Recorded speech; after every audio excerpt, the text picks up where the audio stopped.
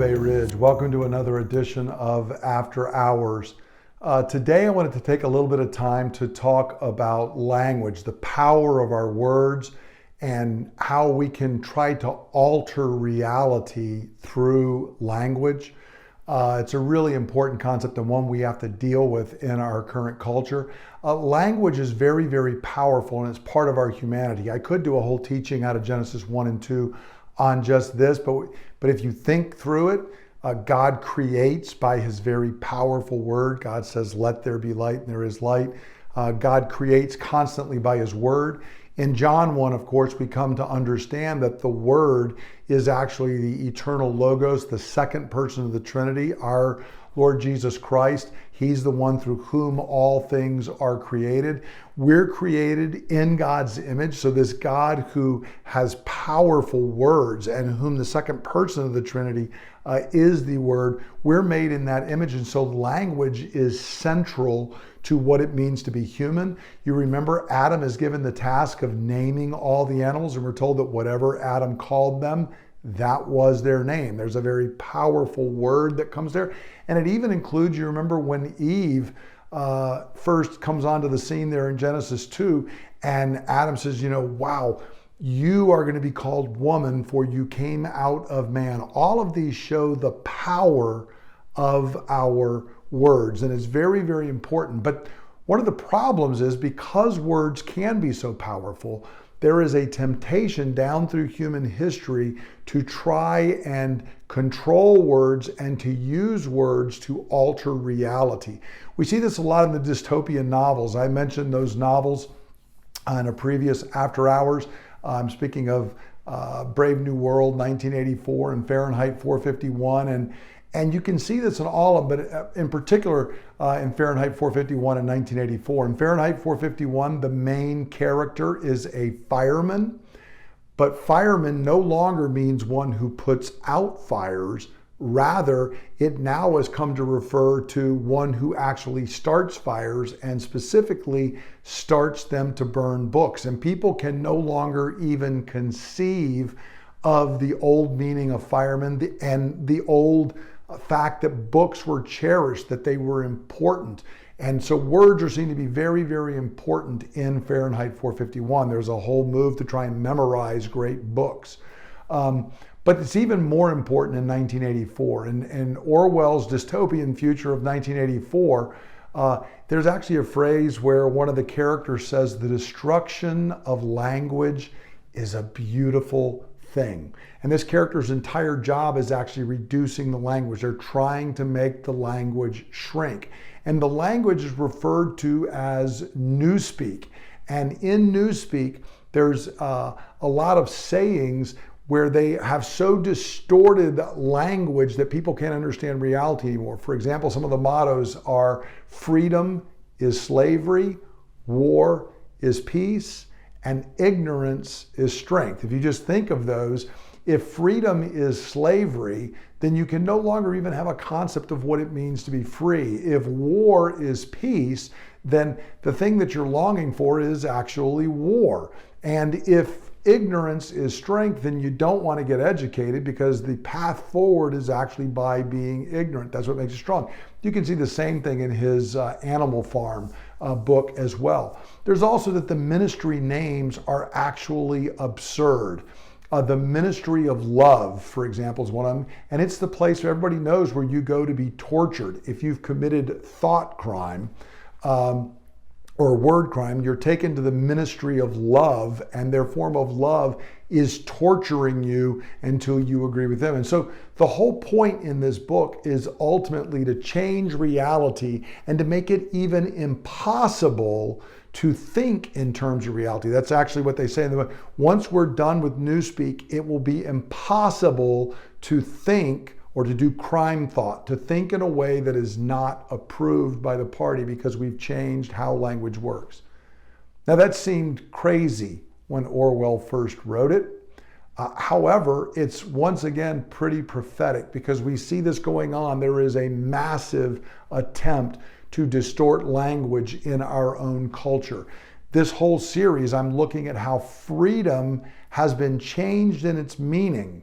This is something that's happened over the last couple hundred years, but freedom has come to mean something that it never meant before. If you just took an average person today to explain that freedom is nothing but the liberty of choice and has nothing to do with human nature or the ability to engage in the right actions, that would have been nonsensical to many humans down through history. But we've changed what the word freedom means because, especially in America, we love freedom. We're all about freedom. So if I can change the meaning of that word, then it changes the very nature of our culture. Another word is violence. Violence always meant doing physical harm to another, but now it's come to be spoken of as, if I utter words that you don't like, if they make you uncomfortable, I'm doing violence. I'm doing microaggressions and actual violence against you. And so freedom of speech is actually now becoming freedom from speech. I have the right to not be confronted by ideas I don't like, as long as the ideas I don't like are the ones that are approved that shouldn't be there.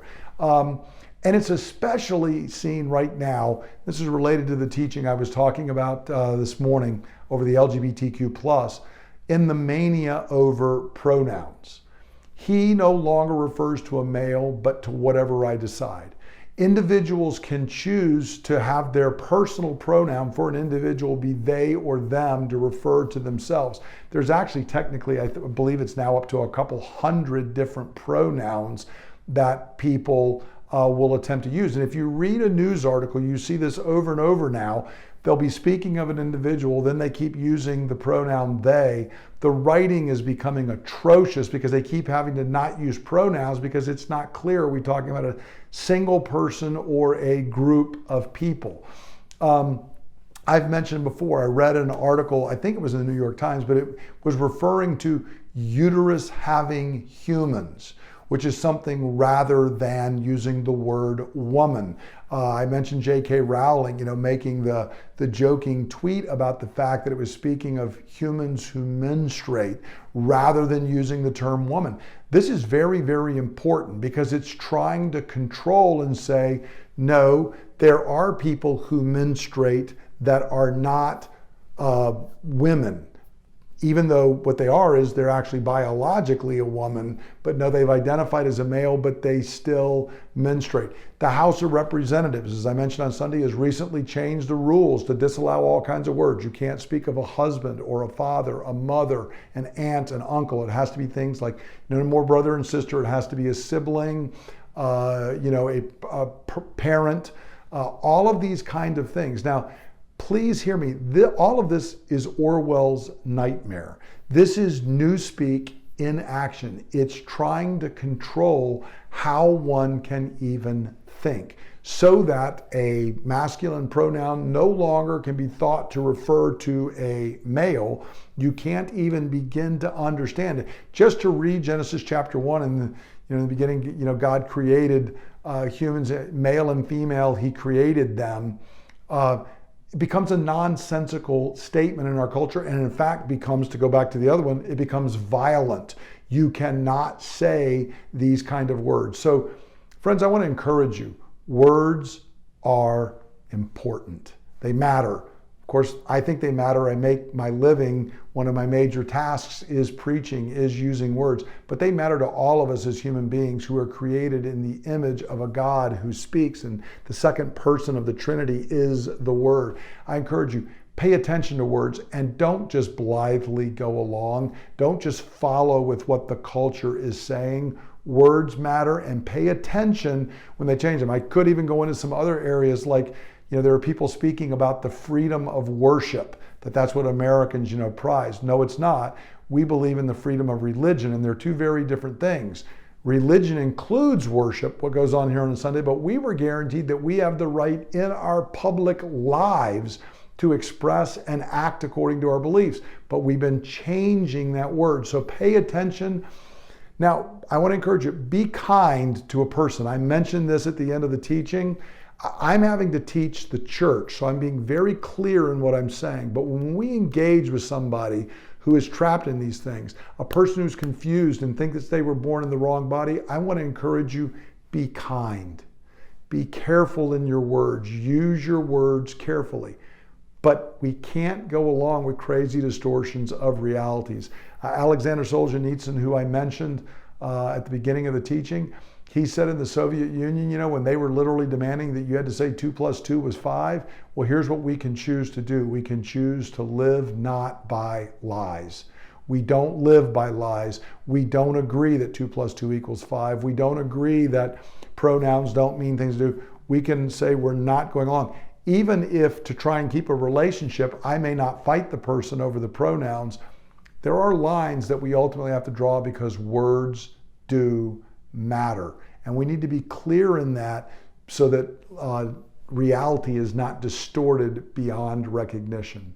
I encourage you to think through these things. It's a lot of deep waters we're dealing with. And I also want to encourage you again, please continue to use words to cry out to our God for yourself, for your family, for your friends, for this congregation, for our whole culture. We're in a brave new world right now, friends, but our God is still sovereign, and He is going to do everything which He has promised to do. I hope you have a great week, and I look forward to gathering for worship again this Sunday. God bless.